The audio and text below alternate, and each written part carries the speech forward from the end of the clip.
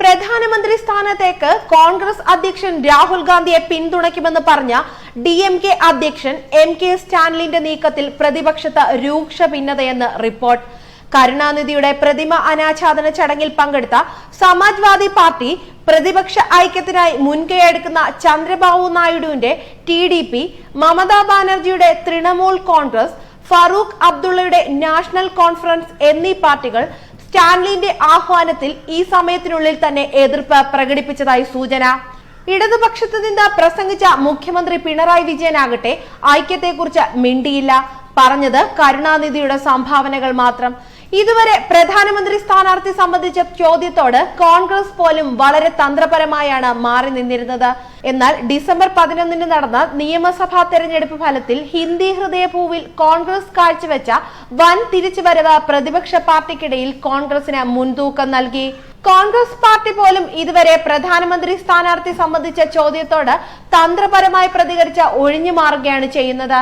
എന്നാൽ അടുത്തിടെ നടന്ന നിയമസഭാ തെരഞ്ഞെടുപ്പുകളിൽ ഹിന്ദി ഹൃദയഭൂവിൽ നടത്തിയ വൻ തിരിച്ചുവരവ് പ്രതിപക്ഷ പാർട്ടികൾക്കിടയിൽ കോൺഗ്രസിന് മേൽക്കൈ നൽകി. എന്നാൽ കഴിഞ്ഞ ദിവസം നടന്ന കരുണാനിധിയുടെ പ്രതിമ അനാച്ഛാദന ചടങ്ങിൽ സ്റ്റാൻലിന്റെ പ്രഖ്യാപനം ബംഗാൾ മുഖ്യമന്ത്രി മമതാ ബാനർജിക്ക് ഞെട്ടൽ ഏൽപ്പിച്ചതായാണ് ലഭിക്കുന്ന വിവരം. ഇതിന്റെ ഭാഗമായി പ്രാദേശിക പാർട്ടികളുടെ സഖ്യം രൂപീകരിക്കുന്നതിനായി മമത തയ്യാറെടുക്കുന്നുവെന്നാണ് റിപ്പോർട്ട്. ഇങ്ങനെ പ്രാദേശിക പാർട്ടികളെ മുൻനിർത്തി മൂന്നാം മുന്നണി രൂപീകരിച്ച് കോൺഗ്രസിനോട് വിലപേശൽ നടത്താനാണ് മമത ഒരുങ്ങുന്നത്. മമതയ്ക്ക് പുറമെ ഐക്യശ്രമങ്ങളുടെ സൂത്രധാരൻ ആന്ധ്ര മുഖ്യമന്ത്രി N ചന്ദ്രബാബു നായിഡുവും എതിർപ്പ് പ്രകടിപ്പിച്ചിട്ടുണ്ട്. തുടർന്ന് മമതയുടെ ഈ നീക്കത്തോട് താൽപര്യം പ്രകടിപ്പിച്ചതായാണ് വിവരം. TDPയെ കൂടാതെ Aam Aadmi party, BSP, Samajwadi party എന്നിവരും നീക്കത്തോട് യോജിപ്പ് അറിയിച്ചു. കഴിഞ്ഞയാഴ്ച വിളിച്ചു ചേർത്ത പ്രതിപക്ഷ പാർട്ടികളുടെ യോഗത്തിൽ നിന്ന് മമതയും മായാവതിയും വിട്ടുനിന്നിരുന്നു. ഇന്ന് നടക്കുന്ന കോൺഗ്രസ് മുഖ്യമന്ത്രിമാരുടെ സത്യപ്രതിജ്ഞാ ചടങ്ങിലും ഇവർ പങ്കെടുക്കില്ലെന്നാണ് വിവരം. രാവിലെ 10 മണിക്ക് ജയ്പൂരിൽ രാജസ്ഥാൻ മുഖ്യമന്ത്രിയായി അശോക് ഗെഹ്ലോട്ടും ഉപമുഖ്യമന്ത്രിയായി സച്ചിൻ പൈലറ്റും സത്യപ്രതിജ്ഞ ചെയ്ത് അധികാരമേൽക്കുമ്പോൾ വൈകിട്ട് 4:30-ക്കാണ് ഛത്തീസ്ഗഡ് മുഖ്യമന്ത്രിയായി ഭൂപേഷ് ബാഹൽ അധികാരമേൽക്കുന്നത്.